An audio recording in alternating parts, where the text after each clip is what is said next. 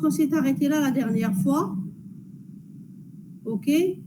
Donc, on a vu les différents types de disjoncteurs, d'accord, avec les différents types d'isolation qui sont utilisés. Donc, on a vu l'air, le SF6 et l'huile comme isolant, d'accord. Ensuite, on avait dit qu'il y a quand même des appareils hybrides, tels que, par exemple, ce disjoncteur-là compact de 145 kW, 40 kA, qu'on appelle les hybrides switchgear.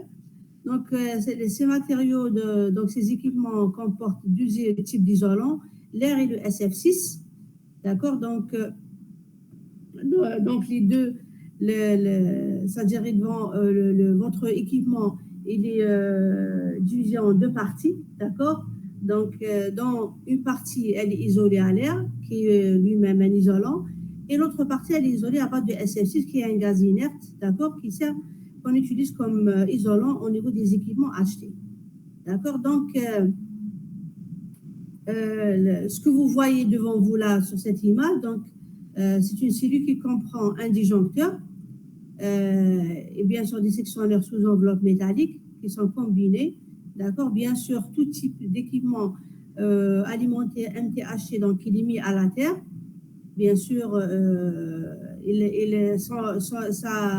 c'est-à-dire son raccordement au niveau du poste, il se fait à travers des traversées aériennes, d'accord, pour le raccorder au niveau des lignes, d'accord. Et généralement, l'ensemble que vous voyez là, c'est ce qu'on appelle les ensembles compacts, d'accord, donc qui comportent différents types d'équipements selon le besoin, soit pour la protection, soit pour le sectionnement, ou bien des interrupteurs pour la coupure. Ensuite, on avait vu cette image-là qui vous donne une idée sur ce qu'on appelle les postes blindés. Généralement, les postes blindés, c'est ceux qui sont isolés au gaz, d'accord, ils sont à base de gaz, d'accord, donc ce qu'on appelle les gaz insulated switchgear, donc l'isolant avec lequel qu'on utilise à leur niveau, c'est le gaz avec les différents types, parce que même si on parle de gaz, même l'air, généralement, c'est un gaz qui a d'autres caractéristiques, d'accord, donc, et ce genre de poste qui comprend différents types d'équipements, tels que les disjoncteurs, les interrupteurs, les sectionneurs, etc. Donc, on essaie de les isoler, donc de les blinder pour éviter, c'est-à-dire en cas de problème, par exemple, de décharge qui surviennent au niveau de l'un des équipements ou bien au niveau du circuit, au moins on évite l'explosion par rapport aux autres équipements. D'accord? C'est pour ça on essaie de prendre ce genre de postes et blindés pour éviter les différents types d'explosions en cas d'apparition de décharge électrique. On va continuer par rapport aux autres équipements qui peuvent bien sûr exister au niveau des postes ou bien des réseaux électriques. Donc voilà, on va parler aussi des fusibles. Comme on l'avait vu en BT, vous avez les fusibles à dimension plus importante qui sont utilisés en MT et en HT. Pardon. Donc les fusibles, par exemple, qui sont utilisés en moyenne tension, donc, on sait bien, vous savez bien que les fusibles, c'est parmi les équipements qui ont un haut pouvoir de coupure, parce que c'est des équipements qui sont destinés pour couper contre les courts-circuits. D'accord? Donc, ce genre de coupe-circuit, ou bien qu'on appelle le fusible aussi. Donc, ils fusionnent à base, c'est-à-dire quand vous avez une énergie qui, lors de la fusion du conducteur, qui est absorbée par le sable. Ça veut dire que vous avez une enceinte qui est fermée. À l'intérieur, vous avez un conducteur qui peut être soit un câble, soit une lame, soit un ruban, d'accord? Donc, bien sûr, qui va servir de conducteur. Et à l'intérieur, on va introduire ce qu'on appelle de la silice granuleuse. Donc, c'est une matière qui est granuleuse, comme le sable, qui va servir pour étouffer l'arc électrique en cas de rupture, bien sûr, du conducteur. D'accord? Donc, l'arc, quand il jaillit, au moment de la rupture du conducteur, qu'est-ce qu'il est? L'énergie qui est dégagée à travers cette coupure, bien sûr, qui fait apparaître l'arc électrique, est absorbée par le sable qui entoure le conducteur. bien sûr, sous forme de chaleur latente de vitrification. Donc, ça veut dire qu'il va être étouffé de telle manière à estomper, bien sûr, la chaleur qui est dégagée et en même temps arrêter la propagation de l'arc à l'intérieur du fusible. Donc, ils sont caractérisés par une certaine courbe courant-temps, comme vous le voyez ici, qui est spécifique à l'énergie dégagée, qui est proportionnelle au carré de courant fois le temps, et on a vu ça en BT, qui se représente par les abacs de la rapidité d'intervention pour les fusibles. Donc, à fort courant, le temps de fusion, bien sûr, plus le courant il est important, ça veut dire le court-circuit il est très important, donc la coupure elle est instantanée, donc le temps de coupure il est vraiment court. Et pour les courants qui sont légèrement supérieurs au courant nominal, donc dans ce cas-là, le temps que prend le fusible pour couper, donc ou bien le temps de fusion, il dépend du transfert de chaleur vers l'extérieur. Donc ça dépend comment le transfert se fait, parce que généralement pour ces courants qui sont assez faibles, qui se rapprochent du courant nominal, donc le phénomène il est assez lent. Et donc la fusion, elle prend du temps dans le temps et vous n'allez pas avoir donc c'est une coupure qui est différée, non pas instantanée par rapport au fusible. Là, ce que vous voyez ici devant vous, c'est une photo d'un fusible 12 kV, 200 ampères, et dans le pouvoir de coupure, regardez, c'est 12 kA, et à peu près de 12 kA. Donc, ces fusibles-là, ou bien ces équipements, ils sont caractérisés toujours par la courbe de fusion, comme en BT, d'accord, qui dépend bien sûr du temps de fusion en fonction du courant coupé et qui sont représentés par ces abacs-là, d'accord, comme c'est la même chose que pour la BT. Bien sûr, vous avez juste les calibres qui vont différer parce que c'est pour les courants qui sont différents de la BT. Et bien sûr, ça dépend le courant que vous coupez, qui est le courant présumé de court-circuit. Donc, l'allure de la courbe de fusion, elle est toujours la même et elle diffère du point de vue temps de coupure et courant coupé, et bien sûr les calibres des fusibles qui sont utilisés dans des tensions assez élevées. On va voir aussi un autre équipement que vous pouvez rencontrer, bien sûr qu'on a déjà vu, je pense, en BT, c'est les éclateurs de protection. Les éclateurs de protection, comme vous le voyez devant vous, donc c'est des électrodes, c'est deux électrodes qui sont reliées à une chaîne d'isolateurs. Et bien sûr, là, au niveau de là, qui peuvent être, bien sûr, s'ils sont installés, parce que c'est des équipements qui sont installés à titre externe, donc ils sont à l'extérieur, donc ils sont exposés aux conditions atmosphériques. Donc, vu la forme des électrodes, on les appelle les électrodes, les éclateurs à cornes, parce qu'ils présentent sous forme de cornes, d'accord, avec une tige anti-oiseau entre les deux cornes. Et là, on l'a déjà expliqué que la tige anti-oiseau, elle évite le court-circuit entre les deux électrodes par rapport au dépôt des oiseaux, là, au niveau des lignes de transport, d'accord, qui peuvent causer des courts-circuits qui sont nocifs pour les lignes de transport, ok?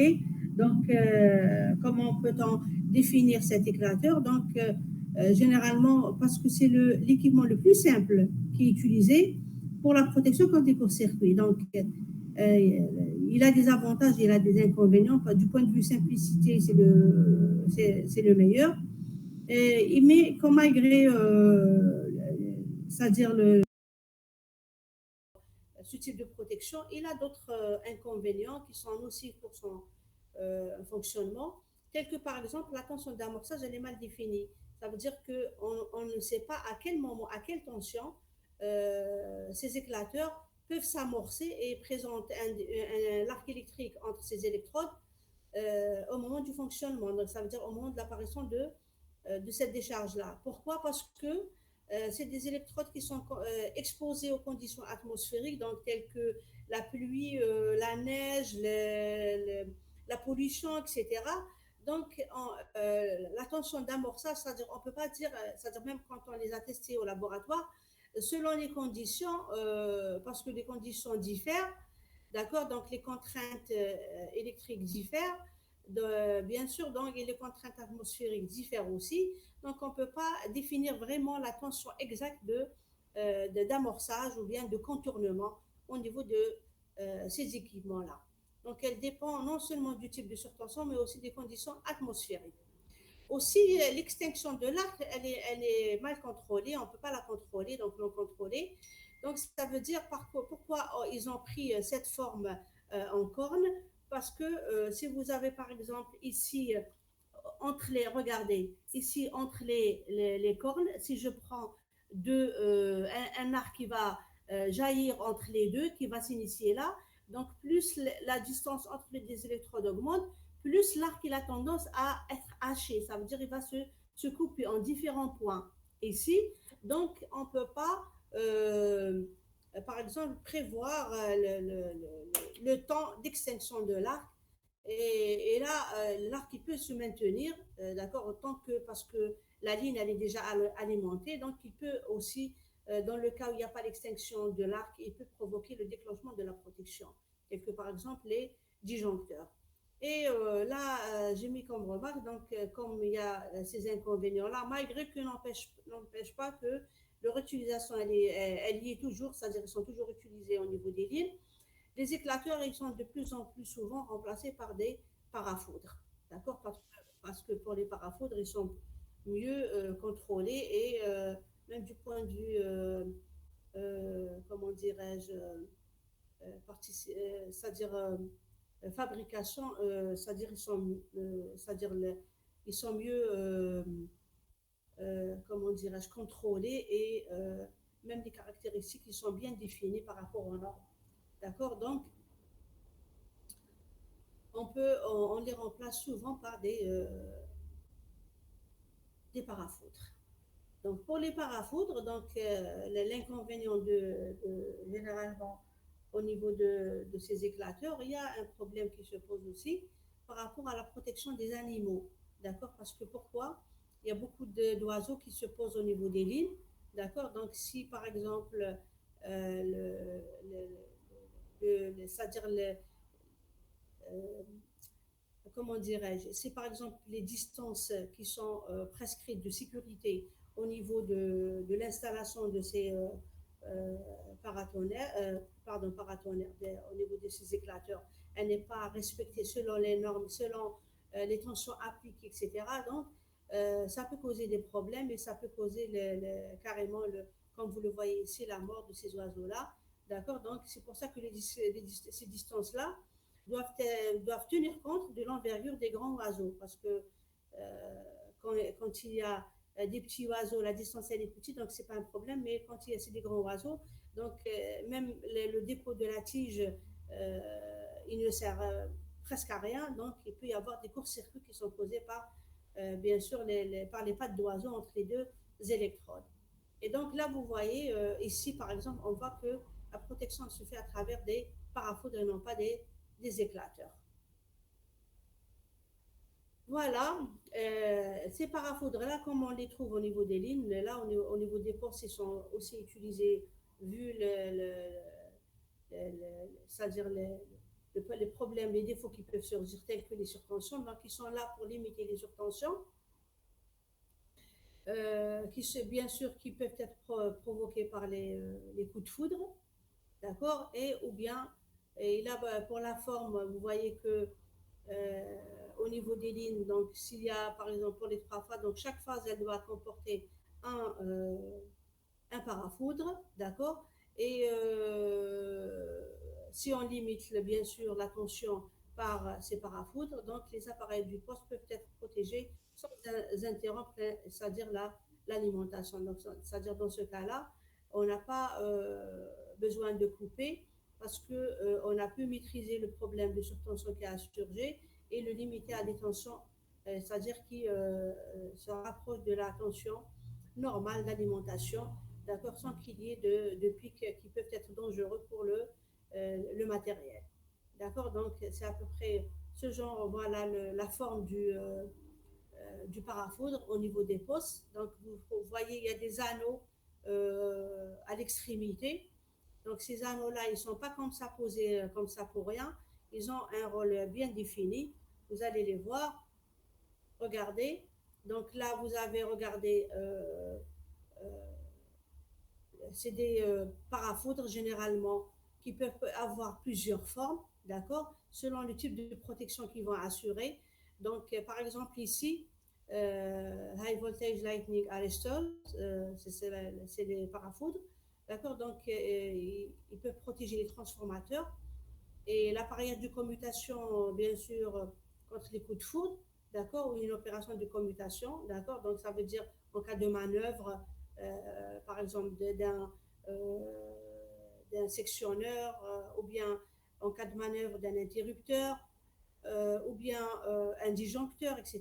Donc là, ils peuvent assurer bien sûr la protection, peuvent protéger aussi les transformateurs, parce que les transformateurs, c'est des cuves avec des alimentations à travers des boutons. Donc là où il y a l'arrivée des lignes, bien sûr, d'alimentation, de triphasé, donc ils peuvent par exemple être siège de coups de foudre. Donc, on essaie d'installer donc, des parafoudres à ce niveau-là pour pouvoir limiter ces surtensions. Donc, pour flasher lorsque la transformateur dépasse un certain niveau qui est présélectionné, qui est choisi par les ingénieurs de conception de la station, aussi pour se coordonner avec le niveau d'isolation de base de transformateur. Donc là, on essaie d'éviter ce genre de pic de tension, bien sûr pour garder le fonctionnement normal, parce que s'il y a des surtensions, ils peuvent nuire à l'alimentation du bobinage à l'intérieur, et donc il peut y avoir des dégâts à l'intérieur du transformateur. Voilà, vous avez aussi comme équipement qui existe au niveau des postes, c'est les jeux de barre, les best bars. D'accord. Donc, les jeux de barre, on dit que c'est l'épine dorsale de la sous-station, c'est-à-dire c'est la colonne vertébrale d'une sous-station ou bien d'un poste électrique. D'accord. Donc, ils permettent la liaison des différentes baies qui existent par rapport à l'appareillage. Il assure la transmission de la puissance au sein du poste. D'accord. Donc, et bien sûr, il essaye d'acheminer, bien sûr, tout ce qui est liaison entre les différents équipements, d'accord, qui se trouvent au niveau du poste, dans le but de la sécurité et de contrôler d'une manière plus flexible la transmission de cette énergie. Aussi, ils peuvent exister plusieurs jeux de bas, vu la dimension du poste et qui peuvent être connectés de différentes manières, d'accord, au niveau du poste. C'est pour ça qu'on les voit, bien sûr, parce que c'est eux qui nous permettent d'avoir toutes les liaisons et bien sûr même les liaisons des lignes de transport, etc. D'accord. Donc, ça, c'est parmi les équipements qui peuvent exister aussi et qui peuvent assurer, bien sûr, la liaison entre les tous les équipements qui existent au niveau d'un poste électrique. C'est pour ça qu'on l'appelle, c'est la colonne vertébrale ou bien l'épine dorsale d'une sous-station ou bien d'un poste électrique. Ce qui existe encore aussi, on a vu les disjoncteurs et les sectionneurs, etc. Il y a aussi des appareils combinés, d'accord, comme en BT, tels que les interrupteurs sectionneurs, disconnect switch, d'accord, qui existent au niveau de votre poste, d'accord. Donc, bien sûr, ces équipements, ils sont utilisés aussi soit pour établir le courant ou bien pour, bien sûr, interrompre le courant. Donc, c'est pour connecter ou déconnecter les disjoncteurs ou bien les transformateurs qui ne transportent pas de courant de charge. D'accord. Donc, là, ils sont plus faciles. Par exemple, là, ils peuvent assurer aussi la connexion et la déconnexion, par exemple, des sectionneurs. Parce que les sectionneurs, c'est des appareils qu'on doit couper à vide et non pas en charge. Ils sont aussi utilisés, par exemple, pour la conjonction, ce qu'on appelle la conjonction avec des disjoncteurs, bien sûr, pour pouvoir assurer, par exemple, euh, c'est-à-dire le niveau, c'est-à-dire pour arriver à un niveau de sécurité qui est assez important pour les exploitants plutôt. Pourquoi? Parce que si par exemple on fait les conjonctions, donc ça, les liaisons avec les disjoncteurs pour pouvoir couper au moment opportun en cas d'apparition de défaut. D'accord. Donc en insérant une deuxième ouverture entre l'équipement de la station hors service pour le travail et la section encore sous tension de la ligne. D'accord. Donc c'est ça la conjonction entre les équipements pour pouvoir assurer le niveau de sécurité pour l'exploitant au moment de l'intervention pour des entretiens ou bien pour la maintenance, etc. Donc, par exemple, ici, vous avez un type interrupteur sectionneur. D'accord? Donc, on voit que c'est des, regardez, le courant primaire, il a un maximum et un minimum, donc il peut y aller jusqu'à 63 kA. D'accord? Donc, quand même, c'est pas. Donc, c'est un interrupteur sectionneur automatique, donc central. Pourquoi central? Parce que par rapport, regardez, à l'ouverture, comment elle se fait. D'accord? Et bien sûr, ils ont des courants maximum qui peuvent atteindre jusqu'à de 4 kA jusqu'à 63 kA. Et généralement, ils sont à coupure centrale horizontale parce que ils sont utilisés parce qu'ils sont plus simples à manipuler. Il y a bien sûr la souplesse de disposition. Donc, c'est-à-dire ils sont que ce soit côté installation, que ce soit côté manipulation, ils sont plus simples à manipuler au niveau des postes. Vous avez aussi les mâts de paratonnerre parce que même au niveau des postes, un poste, il est exposé à l'air libre, donc il est peut-être siège de coups de foudre, donc on est obligé de protéger ces équipements, d'accord, pour pouvoir remédier à ce problème-là. Et là, on utilise ce qu'on appelle des mâts.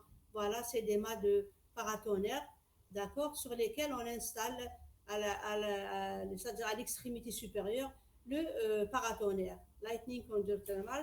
Donc, ces mâts de paratonnerre, bien sûr, ils sont utilisés pour la protection, d'accord? Donc, c'est des éléments qui sont essentiels au niveau du poste, c'est important, d'accord? Donc, pourquoi? Parce que vu qu'il y a les coups de foudre qui, bien sûr, qui peuvent arriver à tout moment sur les équipements au niveau du poste, donc on doit faire un dimensionnement par rapport à la taille du poste, d'accord, bien sûr, et les équipements qui existent pour pouvoir installer le maximum de paratonnerres afin de, bien sûr, d'arriver à un niveau de sécurité maximum pour pouvoir protéger tous les équipements par rapport à ces défauts-là. Donc, Madame, voilà, oui. كاين دي زيتيديون يستناو فيك تاكسبتي. Mais il est 10h30. Et là, j'ai envoyé, j'ai précisé que c'est à 10h. Attendez, je vais voir où est-ce qu'ils sont.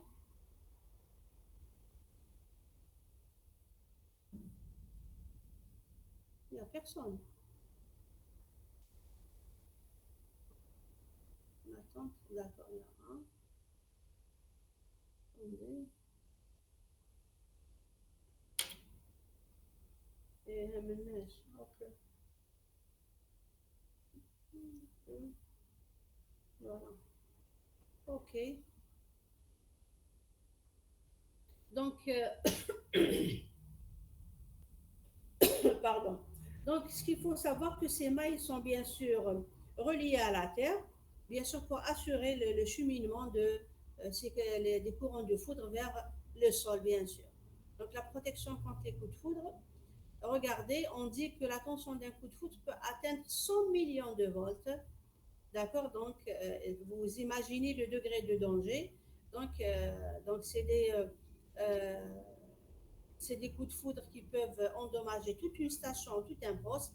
Donc, pour éviter l'endommagement, donc on installe bien sûr ces paratonnerres, d'accord, au niveau du poste pour bien sûr protéger le poste lui-même, c'est-à-dire donc c'est tous les équipements électriques. Voilà, il y a un autre élément qui est très très important. Je ne sais pas si vous connaissez, peut-être si vous avez déjà entendu parler.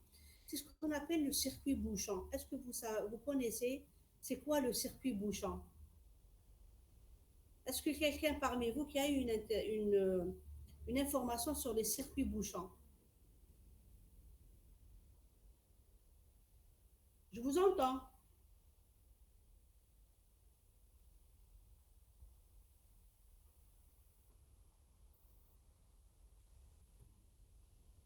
Est-ce que vous avez déjà entendu parler de ça? Pas la peine de. Est-ce que vous m'entendez? Oui, madame, mais on n'a jamais entendu parler du circuit bouchon. Kherman, qui répond? C'est Dalia. Oui, madame. Ok. Donc, vous n'avez pas vu ça. Regardez, donc les circuits bouchons, généralement, c'est des circuits qui sont utilisés dans les circuits de transport et de distribution. D'accord? Peut-être vous avez déjà vu ça en passant par un poste, vous ne savez pas c'est quoi quel est l'intérêt. Voilà. C'est ce que vous voyez sur cette photo-là. D'accord? Donc, c'est des circuits. Donc, soit on les trouve dans le transport ou bien la distribution. Généralement, c'est quoi au juste? Généralement, c'est des composants, d'accord, qu'on peut appeler, c'est des systèmes de courant porteurs en ligne, ce qu'on appelle les CPL, d'accord? Donc, qui sont utilisés, bien sûr, au niveau des circuits de transport, etc., dans le but, bien sûr, de transporter ou bien de ce qu'on appelle, comment je peux dire ça, afin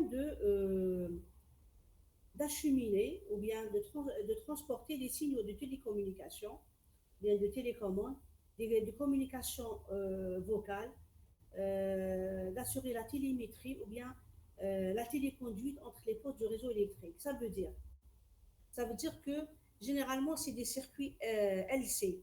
Pour ça, je vous ai dit, c'est des circuits résonants en réalité. D'accord? Donc, c'est des circuits résonants, d'accord, qui sont à base de. Parce que là, quand vous voyez, c'est des bobines, d'accord? Et là, c'est des bobines auxquelles on peut associer des condensateurs aussi. D'accord? Pourquoi? Parce qu'ils sont. On peut les installer soit dans une cellule au niveau d'un poste, ou bien entre lignes, comme vous le voyez ici, même là, d'accord? Voilà, c'est un circuit bouchon qui est dans un départ de ligne, ou bien vous avez, par exemple, ici deux circuits bouchons, bien sûr, qui peuvent assurer cette fonction-là au niveau des lignes, d'accord? Euh, et là, on peut aussi associer à ces bobines-là ce qu'on appelle des condensateurs. On va voir c'est quoi. Parce que qu'est-ce qu'ils ont comme rôle généralement? Ils ont comme rôle d'assurer l'injection et l'extraction des signaux CPL, ce qu'on appelle les courants porteurs de ligne, d'accord, sur les lignes hachées et les câbles hachés. C'est ça le rôle. D'accord? Donc, soit ils injectent et soit ils font l'extraction. D'accord? Donc, le but de tout ça, à travers le signal CPL, c'est que de laisser passer le signal CPL, seulement le signal CPL, d'accord, et rejeter la fréquence du réseau. Ça veut dire, donc il sépare le réseau, c'est-à-dire le signal d'énergie qui va alimenter le réseau, et le signal de télécommunication, de télécommande, de téléconduite, etc., d'accord, par rapport au signal d'énergie, d'accord, donc pour, bien sûr, transporter les informations à travers, bien sûr, des antennes, etc. Donc, le rôle, c'est d'optimiser le transport, le transfert d'énergie entre la source qui est générateur et la charge, bien sûr, en assurant l'adaptation d'impédance. Pourquoi? Parce que comme c'est un circuit LC, donc vous avez l'impédance et vous avez le condensateur en même temps. D'accord? Donc, si par exemple les deux courants agissent dans le sens opposé. Pourquoi? Parce que je ne sais pas si normalement vous avez déjà fait les circuits RLC, d'accord? Donc parce que vous avez la capacité, la tension, du point de vue condensateur, la tension elle est en retard par rapport au courant. Par contre, pour l'impédance, c'est l'inverse, d'accord? Elle est en retard, d'accord? Donc là, les deux courants, Z et L, ils sont dans le sens inverse, d'accord? Donc qu'est-ce qu'ils font? Ils essayent comme vous avez votre signal, normalement le signal de courant il est sinusoïdal, d'accord? Donc, et vous avez tout ce qui est information qui peut se présenter par ce qu'on appelle carrément des pics comme ça, ou bien sous forme d'harmonique, d'accord? Si on superpose les deux, d'accord, ça va perturber, d'accord, au niveau du point de vue transmission des données, d'accord. Donc, il y aura une perturbation entre la transmission du signal d'énergie et le signal des données, par exemple paroles, télécom, etc. D'accord. Donc, entre les deux signaux, d'accord, vous allez avoir des perturbations. Donc, qu'est-ce qu'il faut? Donc, il sépare, il a comme but de séparer les deux signaux, d'accord, de telle manière, donc quand vous séparez donc le signal d'énergie, il est sous forme de signal sinusoïdal, d'accord. Madame, pardon. Oui, Madame, قالوا لك, est-ce que vous pouvez t'accepter? ah oui, il y a Zénab ok, c'est bon, d'accord. Donc, Merci. entre les deux circuits, donc, qu'est-ce que vous faites quand vous séparez l'autre qui se présente sous forme d'harmonique à des fréquences qui sont variables. Donc, qu'est-ce qu'on fait? On élimine la basse fréquence et il travaille pour des signaux à haute fréquence. D'accord. Donc, et dans ce cadre-là, regardez qu'est-ce que vous avez. Vous avez ici, voilà, euh, une définition de ce courant portant en ligne. Donc, c'est une technologie, d'accord, qui vous permet d'utiliser l'utilisation des lignes électriques basse tension et moyenne tension pour assurer la communication, d'accord, à travers les lignes de transport d'électricité, d'accord, bien sûr entre les centres de conduite du réseau et les centrales et les postes. Par exemple, vous avez ici un schéma de principe du liaison CPL, d'accord, et vous voyez là, entre deux postes, d'accord, vous avez le circuit bouchon, ce qu'on appelle le DLTC, donc c'est un type de circuit bouchon qu'on appelle le DLTC parce qu'il a d'autres caractéristiques, d'accord. Donc regardez, le couplage se fait à travers là, on superpose sur le circuit bouchon une capacité, d'accord, ce qu'on appelle le CC, donc c'est un condensateur de couplage, d'accord, avec bien sûr ou bien un TTC, donc le TTC, le transformateur de liaison capacitif, d'accord, vers un dispositif de couplage qui est là. Et là, vous avez les circuits terminaux du CPL, c'est-à-dire qu'ils reçoivent des informations concernant tout ce qui est télécom, etc. D'accord. Et donc, la liaison entre deux postes, voilà, vous avez les lignes à travers des lignes de transport, donc le circuit bouchon et les liés à la ligne, bien sûr, qui présentent une impédance Z, d'accord, d'accord. Et là, qu'est-ce qu'il fait? On va voir les différents points sur lesquels il peut agir pour pouvoir, bien sûr, assurer cette fonction entre le poste A et le poste B. Et par exemple, c'est l'exemple qu'on avait vu ici. Voilà, regardez, un circuit bouchon ici et un autre circuit bouchon qui est là. Donc, le schéma, il reflète cette utilisation. Donc, si je reviens, vous avez, il y a plusieurs aspects. Donc, parmi les aspects, donc, qu'est-ce qu'il fait? Ce circuit-là, il essaie d'adapter l'impédance, d'accord?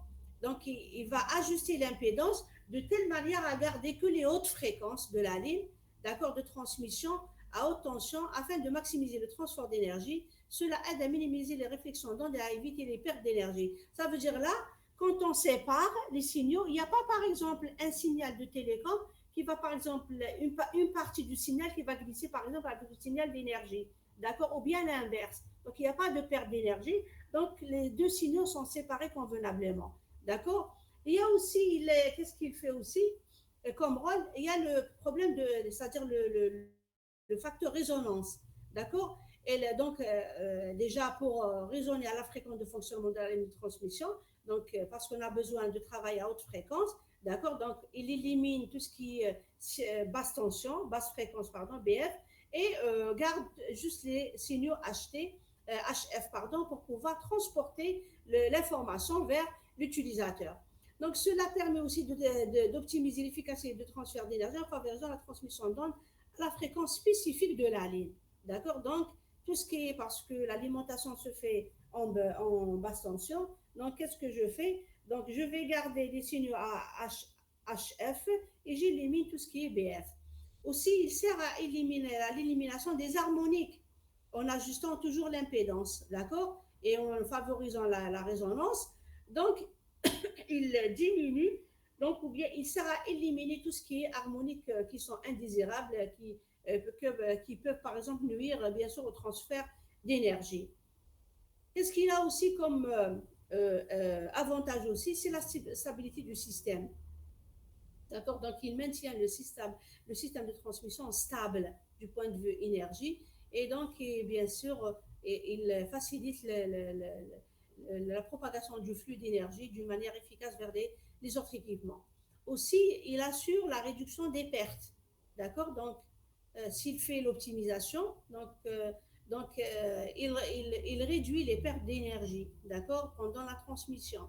Parce que là, regardez, quand il règle l'impédance, si vous voyez par exemple par rapport à la capacité et l'impédance, donc vous avez deux courants qui sont opposés, soit vous avez à un moment donné le signal capacité qui est important, et donc et dans ce cas-là, donc le système est plus capacitif, ou bien des fois vous avez les deux courants qui peuvent être égaux, donc c'est-à-dire du point de vue réglage, de telle manière à ce que j'aurai le courant IC égal au courant IL. Donc, s'ils se superposent, donc, parce qu'ils sont dans le sens opposé, donc vous allez avoir un courant qui est nul. Et dans ce cadre-là, vous allez avoir une impédance qui est assez importante. Si elle est assez importante, elle ne va pas laisser passer le courant de transmission vers, bien sûr, le reste du circuit pour pouvoir avoir les informations.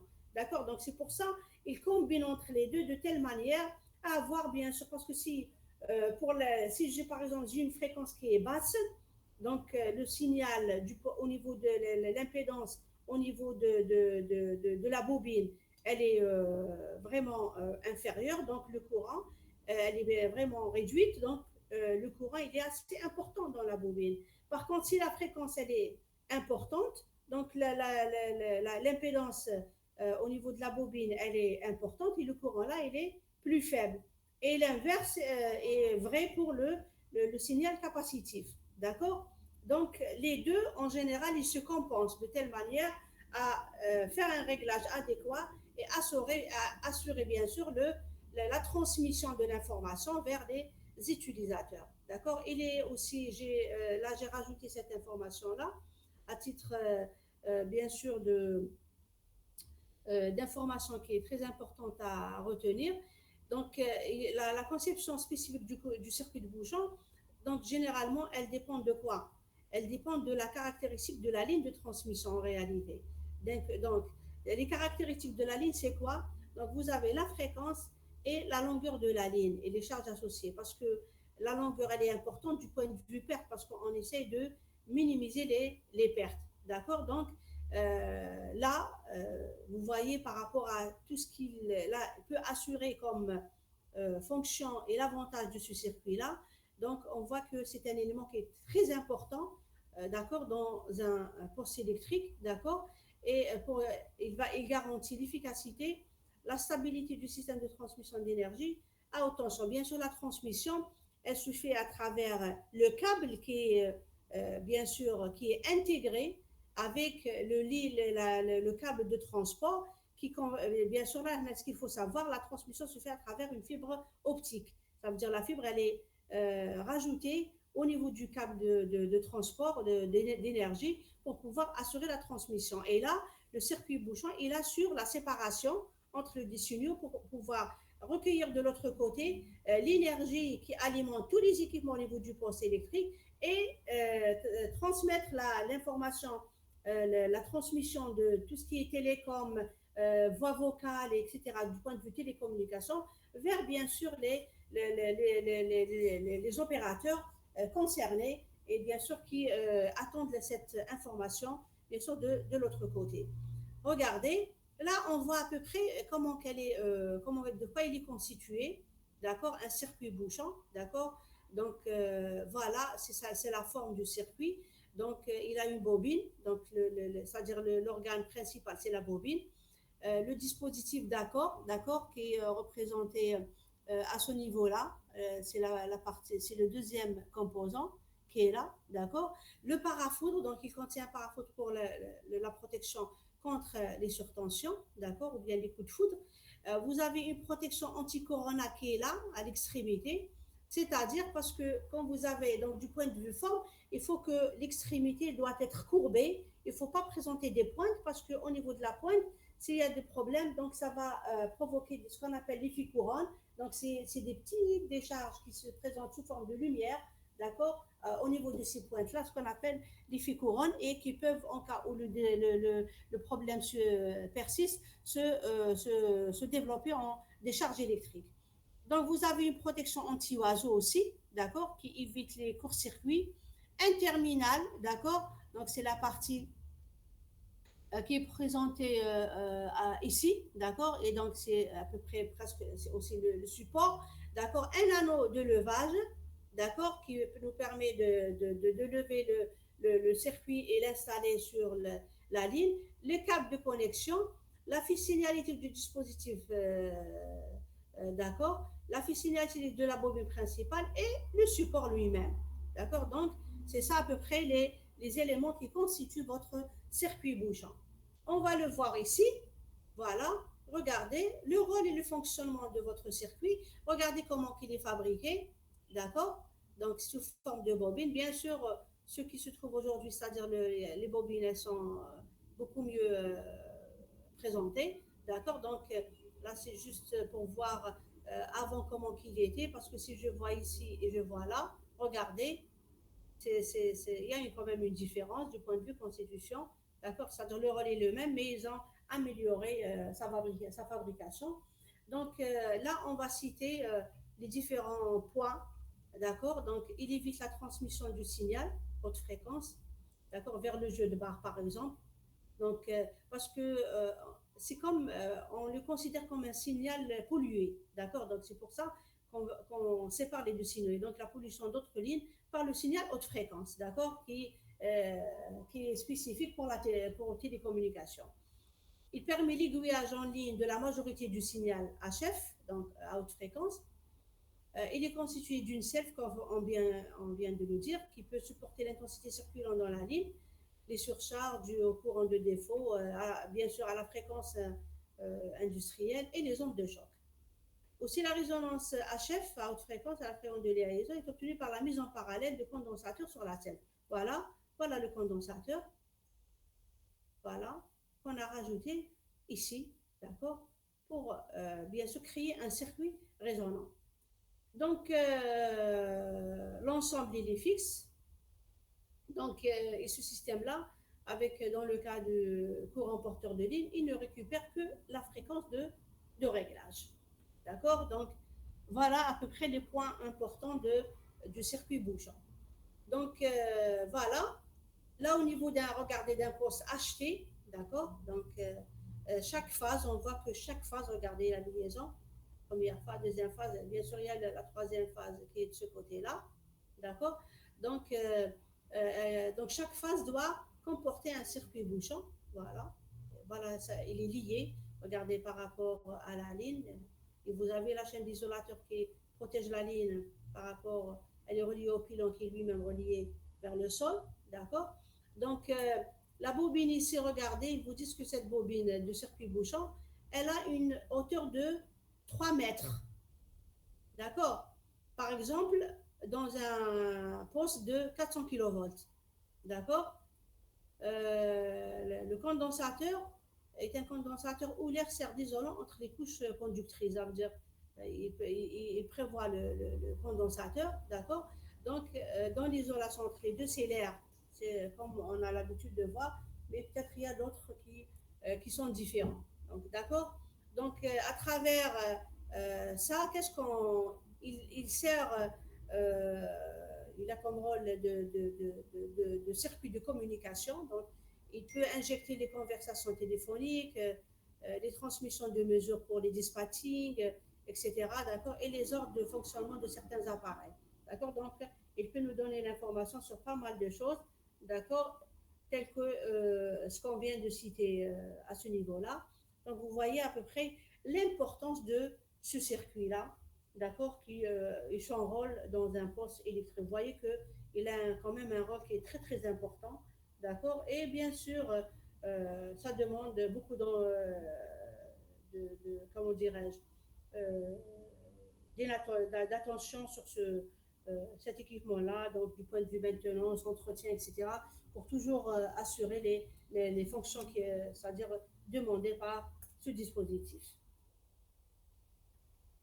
Mis à part le circuit bouchant, on a aussi ce qu'on appelle le portail. Le portail qui est là, voilà, c'est le portail qui sert comme support, d'accord, des lignes aériennes. Regardez quand la ligne arrive, d'accord, voilà, elle est liée à ce portail-là et de là, vous avez la distribution vers tout le reste du poste, d'accord. Donc, c'est-à-dire que Pour ça, on l'appelle le portail. C'est l'entrée. Donc, vous avez les, les, les, les, les lignes qui arrivent, bien sûr, par rapport à des lignes de transmission, donc vers le poste. Donc, l'accueil, c'est-à-dire cette ligne-là, une fois qu'elle arrive, on est obligé de passer par le portail, c'est-à-dire là, qui sert comme support pour cette ligne-là. Ensuite, vous passez vers, bien sûr, la transmission, le transport ou bien l'interconnexion vers les autres équipements au niveau du poste.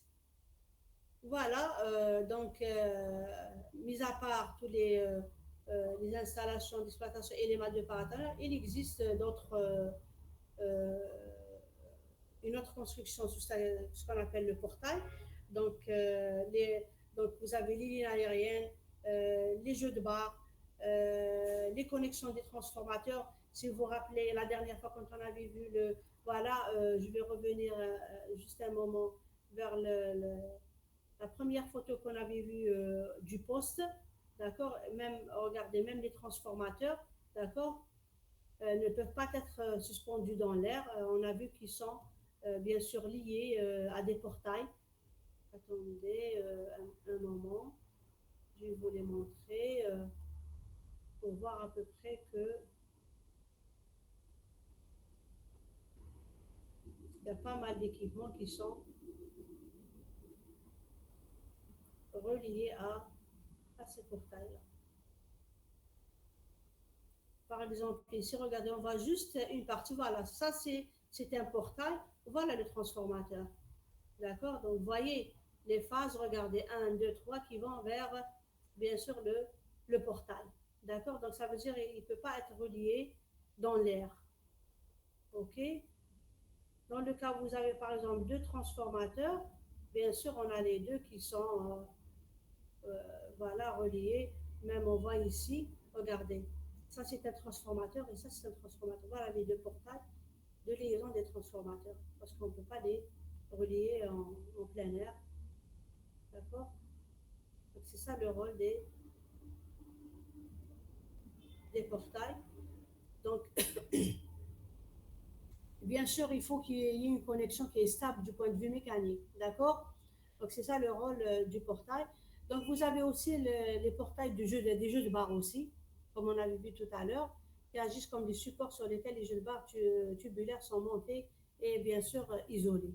D'accord. Donc la même chose, même pour les jeux de bar, ça nécessite l'utilisation de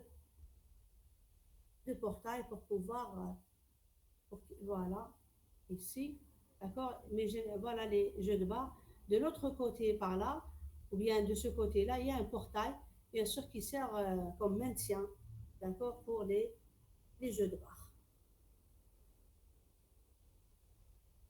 Est-ce que c'est clair jusque-là? Oui, madame. Oui, madame.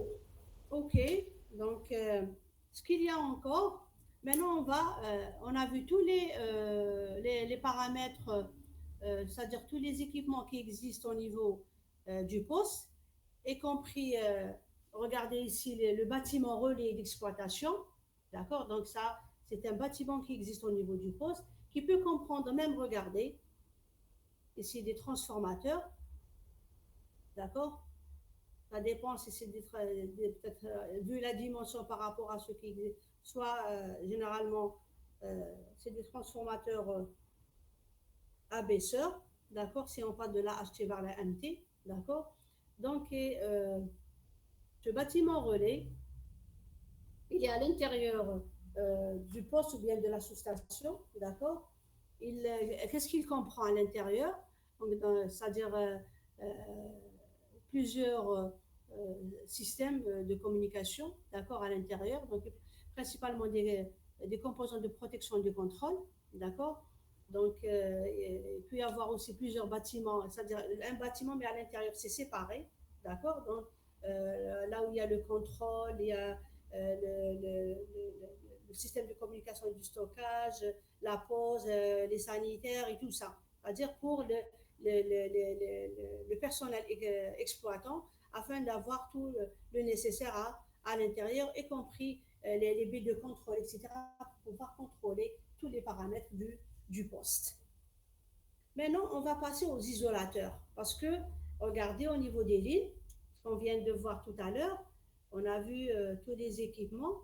Mais voilà, quand on branche la ligne vers le portail, regardez, il y a des isolateurs à ce niveau-là, d'accord, qui permettent la liaison de la ligne vers ici le portail. D'accord, donc le portail il est relié à la terre. Donc tout ce qui est problème va passer par cette connexion-là vers le sol à travers le portail ou bien à travers un pylône au cas où on est dans le cas d'un pylône de transport de ligne. D'accord, donc voilà. Donc ces isolateurs, c'est quoi? Donc on va essayer de donner des définitions par rapport à la CUI. Donc c'est-à-dire on suit toujours la norme pour être toujours dans le bon sens, d'accord, des choses. Ok, donc c'est quoi l'isolation? Généralement, c'est les matériaux qu'on utilise pour isoler tout ce qui est éléments conducteurs. D'accord, donc je prends par exemple euh, un disjoncteur. Vous avez vu à peu près la forme d'un disjoncteur. Donc tout ce qui existe à l'intérieur, il est à base de... c'est des conducteurs, c'est des chambres à base de bobines, un noyau, etc. Donc c'est un système conducteur. D'accord. Mais à l'extérieur, on doit bien sûr utiliser un matériau isolant pour isoler toute la partie conductrice par rapport à l'extérieur. C'est-à-dire pour bien sûr assurer le bon fonctionnement et la sécurité. Donc, c'est quoi un système d'isolation par rapport à la norme? Donc, c'est un matériau, d'accord, ou un assemblage de matériaux isolants, parce que un matériau isolant il ne peut pas peut être combiné avec un autre pour avoir un mélange de matériaux et bien sûr sortir avec un mélange qui est adéquat pour avoir des caractéristiques les plus fiables pour l'utiliser comme isolant au niveau pour les matériaux conducteurs. D'accord. Donc c'est un matériau, un assemblage de matériaux isolants à considérer en liaison avec les parties conductrices associées, tel qu'il est appliqué à un matériel électrique d'un type ou d'une taille donnée ou à l'une de ses parties. Ça veut dire que ce système d'isolation, donc on doit avoir toutes les informations nécessaires concernant ses caractéristiques électriques, physiques et chimiques pour pouvoir l'adapter bien sûr et avec toutes les parties conductrices auxquelles on va l'associer. L'isolement, c'est quoi? L'isolement est l'ensemble des propriétés qui caractérisent l'aptitude d'une isolation à assurer sa fonction. D'accord? Donc, c'est-à-dire à assurer sa fonction d'isolant. Et non pas, d'accord, ça veut dire avoir des caractéristiques du point de vue conduction, donc du point de vue euh, caractéristiques électriques, chimiques, physiques, mécaniques, d'accord, pour pouvoir assurer la fonction qu'on cherche. Donc l'isolateur, c'est quoi par rapport à ça? Parce que vous voyez, on trouve toujours le mot isolant, d'accord, qui existe un peu partout, mais chaque terme technique, il a une signification. Donc l'isolateur, c'est un dispositif qui est destiné à isoler électriquement, d'accord, et donc on l'utilise au niveau des lignes, donc il isole la ligne, et à maintenir mécaniquement un matériel ou des conducteurs portés à des potentiels différents. D'accord, parce que on va le connecter à la ligne et la ligne est connectée au pylône qui est lui-même relié à la terre. D'accord, donc il a son rôle à isoler les lignes, d'accord, par rapport à la terre. En même temps, c'est un bon support mécanique pour que la ligne soit bien maintenue mécaniquement au niveau du pylône ou bien au niveau du portail, d'accord, pour que la ligne soit bien tendue, bien fixée, d'accord, du point de vue mécanique. Donc, la Commission électrotechnique internationale, qui est la CUE, a édité 27 normes différentes relatives aux isolateurs. Donc, si par exemple vous allez chercher les normes relatives aux isolateurs, vous allez trouver quand même 27 normes qui sont différentes. Chaque norme, elle donne des spécificités bien définies, d'accord, concernant les isolateurs. Donc, si on prend les isolateurs, vous avez plusieurs types, d'accord, donc qui diffèrent selon la fixation, le matériau utilisé et bien sûr la chaîne, comment qu'elle est fabriquée. Par exemple, si je prends la première chaîne, donc chaîne d'isolateur capot et tige, telle que regardez ici. Donc voilà le capot, voilà la tige entre les deux. Et là, vous avez l'isolateur qui est installé, d'accord, bien sûr, qui est fixé entre les deux.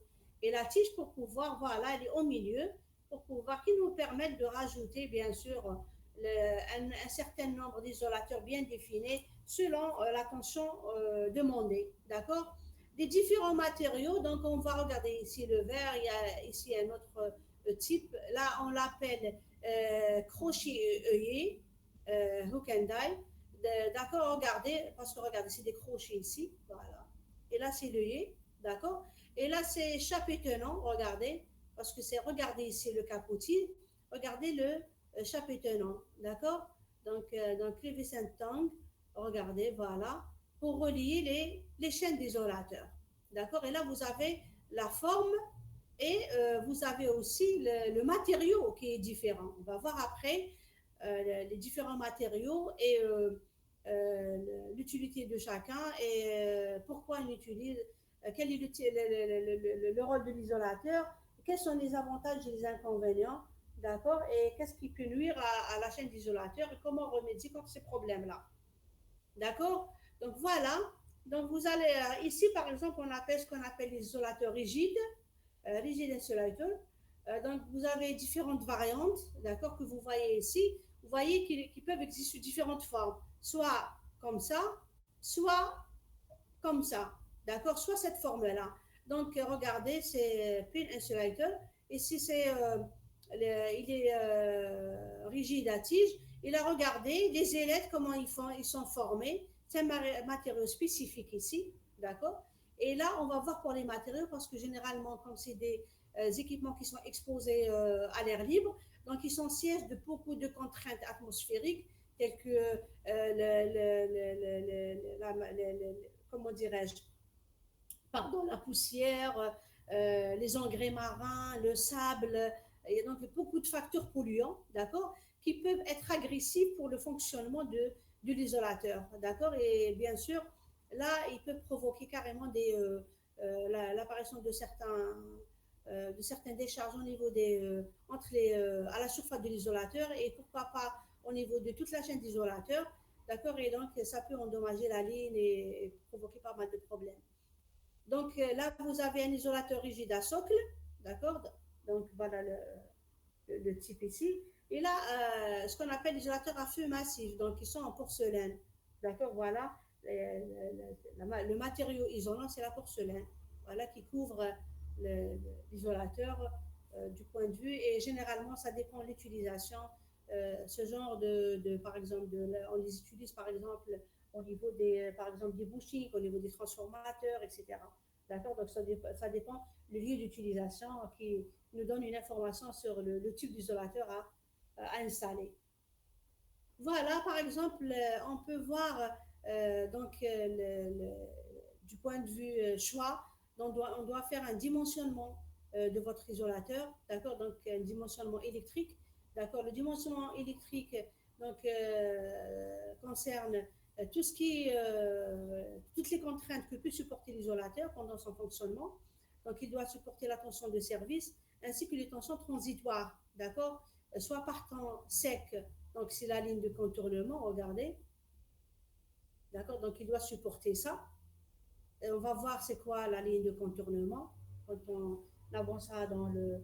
Donc, ça veut dire que ici, il y a un problème qui a surgi à la surface de l'isolateur, par exemple, suite à un dépôt d'agents polluants qui sont conducteurs. Donc, ça a provoqué un amorçage à la surface. Donc, il y a l'apparition d'une décharge. Donc, cette décharge, elle va se propager. Donc, comme l'agent polluant, son intensité elle est très importante, donc il peut provoquer des contournements, des amorçages au niveau de toute la chaîne d'isolateur. Donc, il va contourner la décharge de la tête vers l'extrémité de la chaîne d'isolateur. Ou bien sous pluie, sous brouillard salin, ou bien en présence de pollution, c'est la ligne de fuite, regardez.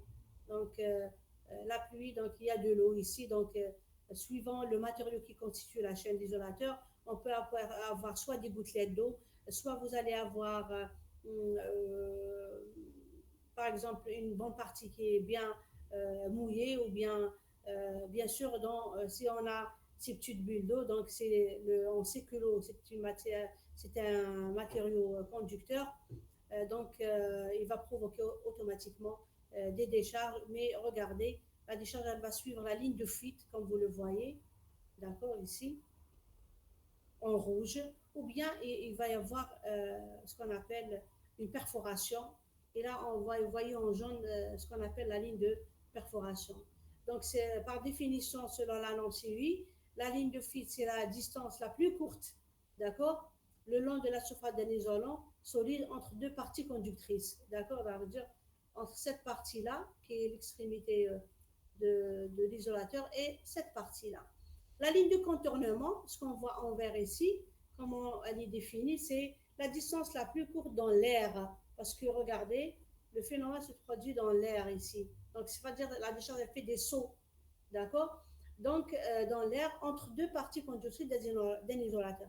Par contre, celle de perforation est la distance la plus courte dans la matière isolante, donc dans la matière elle-même, voilà, comme vous voyez ici, d'accord, dans l'isolant d'un isolateur entre deux parties conductrices. Donc, de la tige en haut vers la connexion en bas. Et pour cela, il y a eu des critères qui ont été établis, d'accord, par la norme la CUI, d'accord, selon la dimension de votre isolateur et suivant bien sûr la longueur bien sûr de fuite et la longueur de contournement. Voilà, la norme elle vous donne certains critères. La rigidité électrique de l'air est beaucoup plus élevée que celle de la surface isolante. Donc la longueur de fuite elle est généralement très importante par rapport à la ligne de contournement. D'accord. Donc ça veut dire si je reviens ici, c'est vrai, regardez, la ligne de fuite elle est, donc ça prend beaucoup de chemin. Là c'est-à-dire on réduit le chemin vers l'extrémité. Là non, d'accord. Donc la ligne de fuite elle est supérieure à la ligne de contournement. Pour un isolateur, ils ont séparé les isolateurs, un isolateur de classe A et un isolateur de classe B. L'isolateur, qu'est-ce que ça veut dire l'isolateur de classe A? Ça veut dire ici, il compare la ligne de contournement et, la ligne de contournement et la ligne de perforation. Donc la ligne de perforation, elle est supérieure ou égale à 1,5 de la ligne de contournement. Pour l'isolateur de classe B, la ligne de perforation, elle est inférieure à 1,5 de la ligne de contournement. Et là, du point de vue fabrication, ils prennent en considération ces dimensions-là pour éviter, bien sûr, l'apparition de l'endommagement de la chaîne d'isolateurs. Donc, la tension de perforation est spécifique que pour des isolateurs de classe B. D'accord? Donc, ça, c'est des textes réglementaires qui sont donnés par la norme afin d'assurer un bon fonctionnement et éviter l'endommagement de la chaîne d'isolateurs parce que son endommagement peut provoquer des problèmes au niveau de la ligne, d'accord, et donc ça peut être même généralisé au niveau du réseau. D'accord, donc il vous donne un exemple qui est bien sûr donné par un tableau selon le diamètre, d'accord, voilà le diamètre de 35 à 75 par exemple. Vous avez les tensions ici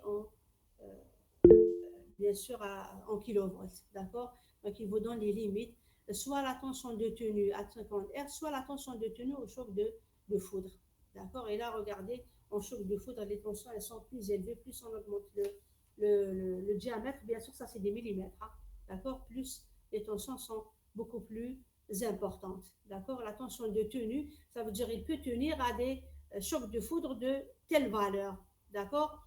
Et là, c'est la tension de tenue sous pluie, c'est-à-dire pendant la pluie, voilà, quelles sont les tensions de tenue, c'est-à-dire auxquelles il résiste l'isolateur. Voilà, il y a aussi ce qu'il faut savoir, c'est qu'il y a l'influence des capacités parasites. Parce qu'au niveau de votre chaîne d'isolateur, la chaîne d'isolateur, on peut la modéliser sous forme d'un empilement de condensateurs, d'accord, qui forment une capacité unitaire de la chaîne d'isolateur, bien sûr qui est en Faraday mètre, d'accord. Donc, et là, les capacités parasites, vous pouvez avoir le C'L, qui est une capacité linéaire de la chaîne d'isolateur contre la Terre. Regardez, parce qu'elle est reliée à la partie qui est reliée à la Terre, du côté pylône, parce que la chaîne d'isolateur est reliée au pylône et le pylône est relié à la Terre. Par contre, l'autre capacité, c'est la capacité linéaire de la ligne contre la chaîne d'isolateur. D'accord, carrément. D'accord, et là, vous voyez, au niveau du raccordement, regardez, vous avez ce qu'on appelle les anneaux, bien les cornes de garde. D'accord, donc ces cornes de garde, on ne les place pas comme ça, seulement euh, comme accessoire de raccordement, mais ils ont un rôle. Le rôle de ces anneaux, donc, c'est d'équilibrer le potentiel en créant une capacité supplémentaire en parallèle avec les capacités parasites. D'accord, donc il sert à l'équilibre du potentiel, d'éviter un choc thermique sur l'isolateur en cas de court-circuit en offrant un chemin d'amorçage préférentiel. Donc, ça veut dire qu'on va créer une capacité ici. Donc, s'il y a par exemple un amorçage, donc le potentiel, il va, ce potentiel d'amorçage, il va carrément passer par cette capacité pour qu'il soit écoulé vers la Terre. De limiter l'effet couronne, donc les perturbations radio. D'accord, donc c'est ça le rôle de ces anneaux ou bien de garde, ou bien ces cornes de garde, d'accord, au niveau des chaînes d'isolateurs.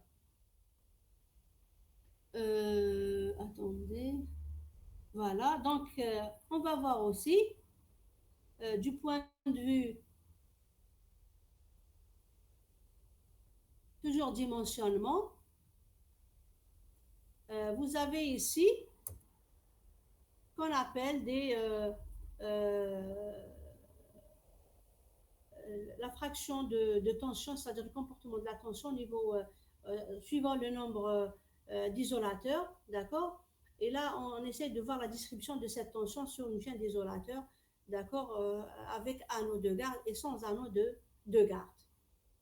Vous voyez les parties rouges concernant la chaîne d'isolateurs. Madame, ما كاش بارطاج. Le partage. Partage. Attendez.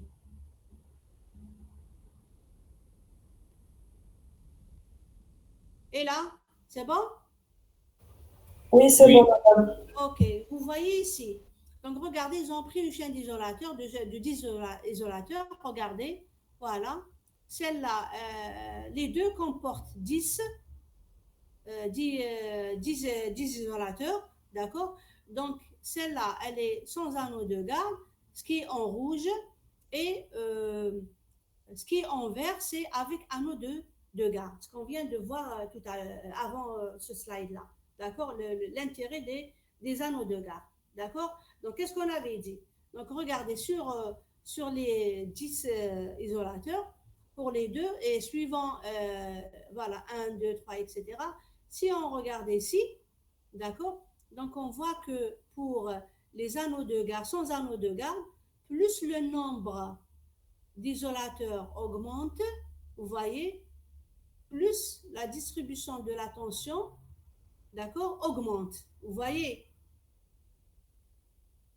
Parce que qu'est-ce qu'on avait dit pour les anneaux? Regardez, d'éviter un choc thermique sur l'isolateur. En cas de court-circuit, on offre un chemin d'amorçage préférentiel. En plus, qu'est-ce qu'il faut? Qu'est-ce qu'il a comme rôle? D'équilibrer le potentiel. D'accord?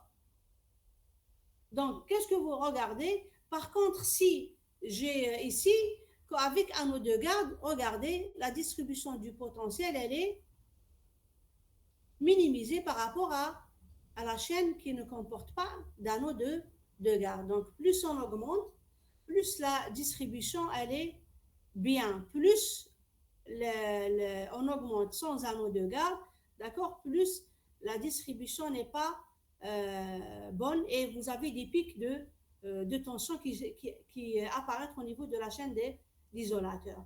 D'accord, donc c'est pour ça que les anneaux de garde sont importants. Voilà, autre dimensionnement par rapport à la série. Donc, vous avez ce qu'on appelle le dimensionnement mécanique. D'accord? Donc, qu'est-ce qu'on sous-entend parler du dimensionnement mécanique? C'est que sur une ligne, les isolateurs, ils doivent, comment dirais-je, supporter un certain nombre de contraintes. D'accord? Donc, par exemple, la première des choses, ils supportent le poids des conducteurs qui peuvent peser plusieurs kilogrammes par mètre. Donc, ça veut dire, du point de vue mécanique, on sait que les conducteurs sont lourds suivant la longueur de la ligne, d'accord? Donc, ils doivent avoir cette capacité de supporter ce poids-là, d'accord? subissent des efforts de flexion et de torsion dus au balancement des conducteurs sous l'effet du vent. Parce que la ligne, elle est suspendue en l'air, d'accord? S'il y a du vent ou il y a un mouvement, d'accord? Donc, qu'est-ce qui se passe?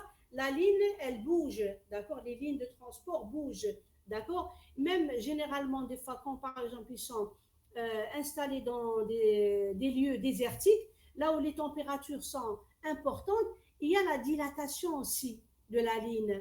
D'accord? Donc, ça veut dire, si elle est dilatée, donc elle tombe un petit peu par rapport à la hauteur. Donc, si elle tombe, donc le poids devient plus lourd. Donc, ces isolateurs doivent supporter ce poids-là, d'accord, sous l'effet du vent ou bien sous l'effet, la flexion ou torsion ou sous l'effet de la température. Donc, essai de rupture mécanique et électromécanique. C'est pour ça, ces isolateurs, ils passent par un laboratoire où on essaie de voir ces essais-là de rupture mécanique et électromécanique. D'accord? Les autres contraintes auxquelles ils sont exposés, l'essai sous pluie, donc on doit les essayer sous pluie, donc on va essayer de les mettre dans une chambre, dans un laboratoire, avec un générateur de tension, qui peut être un transformateur alternatif par exemple. Donc, et on va simuler la pluie, d'accord, et on essaie de voir, on alimente la chaîne d'isolateur, bien sûr, en prenant la chaîne dont l'extrémité haute elle est reliée à la branche, à la haute tension et le bas vers la terre, et on essaie de voir le comportement de la chaîne d'isolateur. Aussi, laisser sous brouillard salin, par exemple. Là, vous avez un brouillard, donc là, c'est à peu près, on mélange l'eau et le sel, d'accord? Et c'est sous pollution. Donc la pollution, elle peut être de différentes natures, d'accord? Donc il peut y avoir de la poussière, il peut y avoir des engrais marins, il peut y avoir du sable, il peut y avoir du ciment, si par exemple ils sont produits cimenterie, etc. D'accord? Donc on essaie aussi de faire les essais au choc thermique. Donc est-ce qu'ils supportent la chaleur, d'accord, auxquels ils sont exposés. Donc, surtout, comme je viens de dire, dans les lieux désertiques où les températures peuvent atteindre des températures supérieures ou égales à 55 degrés Celsius. L'essai de galvanisation des conducteurs, l'essai d'absence de porosité, l'essai de perturbation radioélectrique et l'essai de vieillissement. D'accord? Parce que même c'est des matériaux isolants qui peuvent vieillir avec le temps, d'accord, sous différentes contraintes. Donc, on va essayer de voir, pour voir l'essai de vieillissement, donc on doit mesurer leurs caractéristiques. Pour mesurer les caractéristiques, vous avez pas mal de systèmes de mesure qui vous permettent d'avoir une idée sur toutes les caractéristiques électriques, chimiques et physiques de ces matériaux isolants pour pouvoir voir leur comportement en prenant comme référence leurs valeurs limitées par la norme. D'accord? Donc, à cause de à travers ça, on peut voir bien sûr le comportement de ces chiens-là et quels sont pardon, le degré de vieillissement. Est-ce qu'ils peuvent tenir pendant un certain temps? Est-ce qu'on doit les remplacer ou autre? D'accord? Est-ce que c'est clair jusque-là? Oui, madame. Oui, madame. Oui, madame.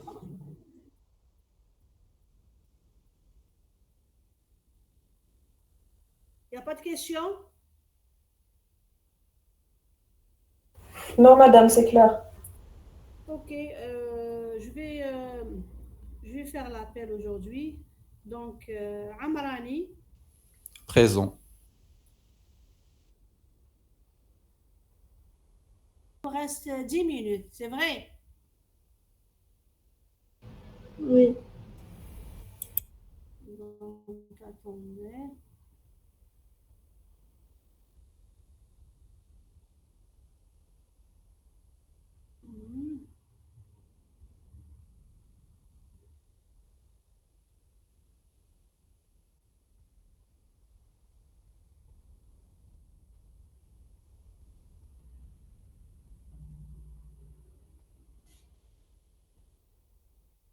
Oui, madame. Oui, madame. Voilà.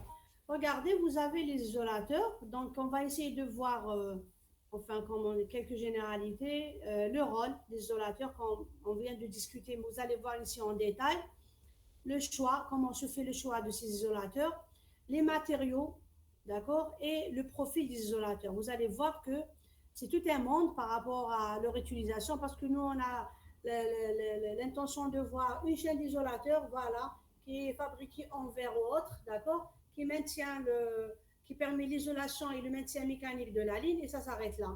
Et croyez-moi, donc c'est tout un monde qui peut bien sûr provoquer bien sûr pas mal de problèmes au niveau du transport et leur comportement, leur constitution, leur forme et leurs matériaux sont très importants du point de vue constitution et choix. D'accord? Donc, on va commencer par une définition.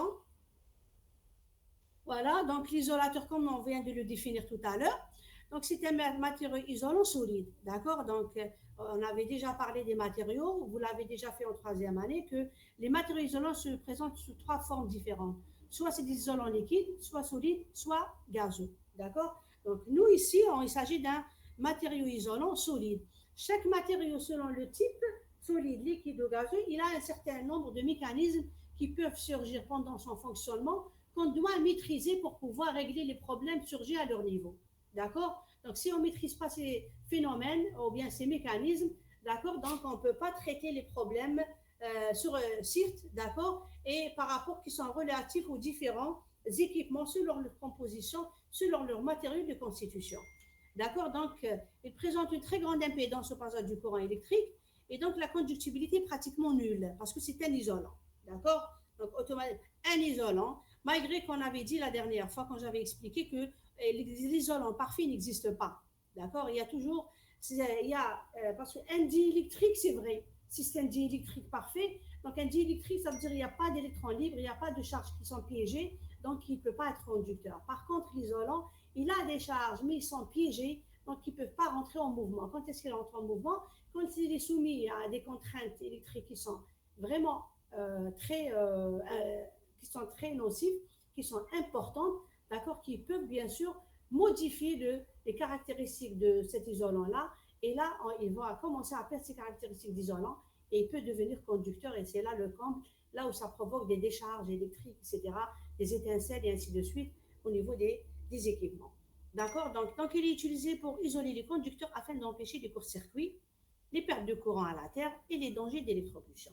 Ça, c'est par rapport à l'isolation. C'est quoi le rôle? Il a deux fonctions à assurer, comme on vient d'expliquer. Une fonction électrique, donc c'est isoler les conducteurs par rapport aux pylônes. Une fonction mécanique, c'est retenir retenir les conducteurs. Donc, c'est les fonctions essentielles de l'isolateur. Donc, ce qu'il faut retenir, c'est qu'il a la fonction d'isolation et la fonction de maintien mécanique. Comment choisir un isolateur? Parce qu'un isolateur est soumis à des contraintes dues aux conditions atmosphériques. Donc il faut choisir l'isolateur le mieux adapté à un environnement donné. Donc, c'est-à-dire parce que les conditions sont à titre externe, d'accord? Donc, les contraintes sont externes. Donc, on doit choisir un isolateur le mieux adapté à un environnement donné. Ça veut dire ce qui retient le taux de dépôt polluant le moins élevé. Ça veut dire on doit choisir un matériau isolant avec lequel on doit fabriquer l'isolateur. Dans ce matériau-là, il ne retient pas beaucoup d'agents polluants. Ça veut dire quand il y a un agent polluant qui se dépose sur la surface, il faut vraiment une très faible quantité qui peut se tenir sur la surface de cet isolateur. C'est-à-dire parce qu'il y a des matériaux qui retiennent beaucoup d'agents polluants, donc ça peut former même des couches. Si c'est des couches, n'oubliez pas que la poussière, etc., elle comporte des agents qui sont conducteurs, donc ça peut provoquer des amorçages au niveau de la surface des isolateurs. Donc, c'est des isolateurs qui possèdent les meilleures propriétés d'auto-nettoyage. Ça veut dire même pour le nettoyage, on peut les nettoyer facilement. Et là, comme vous voyez, les isolateurs, par exemple, au niveau des lignes, on fait le nettoyage à travers des karchers, bien sûr, professionnels. Et bien sûr, on peut faire le lavage, bien sûr, tout en gardant la ligne sous tension. Ça veut dire que c'est des travaux qui se font sous tension. Avant, on faisait les nettoyages, etc., en coupant carrément l'arrivée de l'énergie. Et là, ça a causé beaucoup de pertes, surtout pour les industriels, etc. Donc, le client, il aime toujours avoir une continuité de service qui est continue, d'accord, et permanente. Donc, pour cela, suivant le développement de la technologie, etc., donc maintenant, les travaux se font sous tension. Donc, il y a des opérateurs qui sont formés dans ce sens-là, qui peuvent monter sur les pylônes, ou bien ils le font à travers des hélicoptères pour pouvoir carrément laver ces chaînes d'isolateurs et enlever tout type de dépôts polluants, d'accord, pour éviter les amorçages à leur niveau. Ainsi aussi, il y a la forme aussi qui joue un grand rôle, et le profil des isolateurs apparaissent désormais comme un critère de choix pour la sélection des isolateurs sous pollution. Parce que regardez, la forme et le profil, ça dépend. Selon la forme et ce profil, il y a des formes qui présentent par exemple des rainures qui condensent le plus de pollution que d'autres. D'accord. Donc c'est pour ça que tous ces paramètres-là jouent un grand rôle dans le choix de l'isolateur. Donc ça veut dire il y a, pardon, donc il y a la forme, le profil et le matériau qui retient moins de, bien sûr, d'agents polluants. Voilà. Donc, les matériaux qui sont utilisés réellement sur le terrain, vous avez 4 matériaux, d'accord? Donc, le premier, c'est la porcelaine. La porcelaine. Donc, vous avez la céramique, le verre et les matériaux synthétiques, qui sont les matériaux composites. Parmi ces matériaux, on sait que la porcelaine, c'est un matériau qui est assez lourd, d'accord? Donc, c'est un matériau qui est lourd et difficile en plus. Donc, si c'est lourd, imagine une chaîne d'isolateurs qui comporte un nombre d'isolateurs qui est important. Donc, pour la soulever et l'installer sur la liste, ce n'est pas évident. D'accord? Donc, c'est lourd. En plus, on ne peut pas détecter, par exemple, les perforations du sol. Ça veut dire, à l'œil nu, quand je me mets sur la liste, je ne peux pas voir quel est l'isolateur qui a été endommagé, bien sûr, à distance. Il y a la céramique. La céramique, c'est pour des isolateurs devant supporter des efforts mécaniques élevés. La céramique, donc, par exemple, ceux qui sont utilisés au niveau des bushings, par exemple des transformateurs, d'accord? Mais en même temps, il y a le poids aussi, parce que même les bushings, ils n'ont pas une dimension qui est assez importante par rapport à d'autres équipements. Il y a le verre. Le verre, pourquoi il est utilisé? Parce que le verre, il n'est pas aussi cher que les autres matériaux, donc, outre son bas prix, et présente aussi l'avantage d'être transparent, parce qu'ils permettent de déceler les défauts par une simple observation. Ça veut dire, si vous avez une chaîne qui est fabriquée en verre, donc de loin, je peux regarder et je peux, par exemple, voir quel est l'isolateur qui a été touché ou bien qui a été perforé. D'accord? Donc, à distance, je peux détecter, bien sûr, le défaut au niveau de l'isolateur. Les matériaux synthétiques ou bien composites, généralement qui sont chers aussi, sont constitués d'une lame réalisée en fibre de verre imprégnée de résine. Donc, parmi les caractéristiques, pourquoi ils ont tendance plus maintenant à utiliser des composites, donc c'est les matériaux synthétiques, parce que ces matériaux-là, ils donnent à l'isolateur une tenue mécanique très importante et bien sûr d'une enveloppe en matériaux synthétiques isolants et qui a des caractéristiques vraiment beaucoup meilleures par rapport aux autres. D'accord? Donc, et même du point de vue, comment dirais-je, dépôt de polluants sur la surface de l'isolateur, là, normalement, généralement, il y a moins de dépôts concernant ces matériaux-là. D'accord? Est-ce que c'est clair? Oui, madame. C'est bon, donc aujourd'hui on s'arrête là et on continue ça la prochaine fois. Il n'y a pas de questions?